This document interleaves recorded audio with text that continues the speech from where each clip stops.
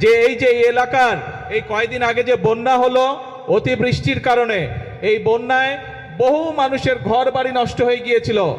যাই হোক, আল্লাহর রহমতে তারপরে আমরা 100 গরিব দুস্থ পরিবারকে আমরা আজকে ঘরের চাবি হাতে উঠিয়ে দিতে পেরেছি।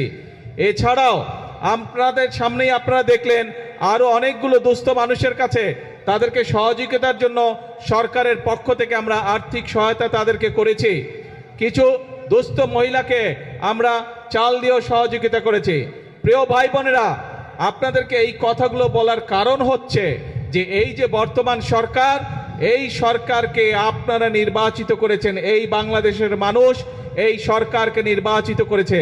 কাজেই এই সরকারের দায়িত্ব হচ্ছে বাংলাদেশের মানুষের পাশে থাকা, এই সরকারের দায়িত্ব হচ্ছে বাংলাদেশের মানুষের সুখে দুঃখে থাকা, এই সরকারের দায়িত্ব হচ্ছে এই দেশের মানুষকে দেখে রাখা, এই সরকারের দায়িত্ব হচ্ছে এই দেশের মা বোনদের পাশে থাকা, এই সরকারের দায়িত্ব হচ্ছে এই দেশের সন্তানদের লেখাপড়ার ব্যবস্থা করা, এই সরকারের দায়িত্ব হচ্ছে এই দেশের মানুষ যারা অসুস্থ হবে তাদেরকে যথাযথ চিকিৎসার ব্যবস্থা করে দেওয়া, এই সরকারের দায়িত্ব হচ্ছে এই দেশের তরুণ সমাজ, যুবক সমাজ, নারী হোক পুরুষ হোক, তাদের কর্মসংস্থানের ব্যবস্থা করা।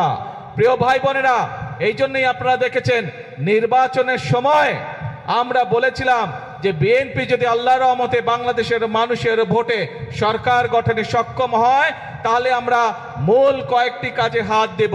তার মধ্যে একটি কাজ ছিল এই দেশের মায়েদেরকে সহযোগিতা করার জন্য, এই দেশের নারীরা যাতে স্বাবলম্বী হতে পারে সেই জন্য আমরা বলেছিলাম আমরা ফ্যামিলি কার্ড ঘরে ঘরে পৌঁছাবো, যেটি আমির খসরু সাহেব ওনার বক্তব্যে বলেছেন।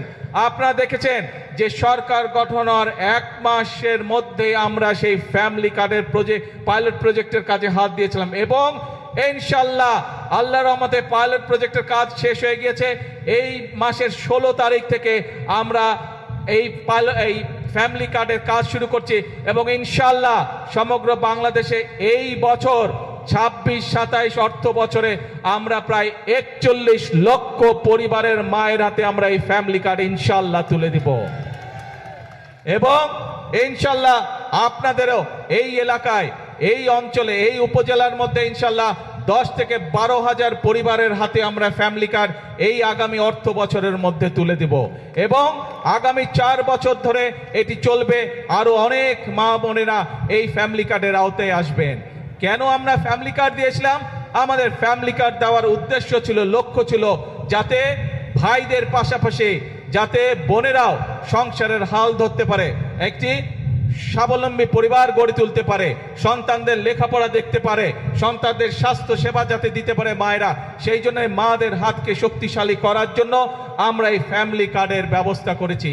শুধু ফ্যামিলি কার্ডই নয়, ফ্যামিলি কার্ডের পাশাপাশি আমরা কৃষক কার্ডেরও ব্যবস্থা করেছি। এই যে বাঁশখালীর কিছু অংশে লবণ চাষি ভাইরা আছে না, লবণ চাষি ভাইরা শুধু যে যারা ধান পাট বা অন্যান্য শাকসবজি বা অন্যান্য ফসল চাষবাস করে তারাই যে শুধু কৃষক কার্ড পাবে তা নয়, এমনকি লবণ চাষি ভাই যারা আছেন ইনশাআল্লাহ তারাও,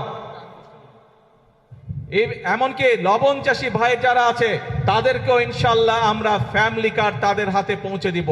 এবং এখানে একটি কথা এসছে যে লবণের মূল্য নির্ধারণ করে দেওয়া, আলোচনা করে আমরা ইনশাআল্লাহ লবণের মূল্য নির্ধারণ করেছি, যেই মূল্য পেলে লবণ চাষি ভাইদের স্বাবলম্বিতা, অর্থনৈতিকভাবে তারা সচ্ছল হবে আস্তে আস্তে।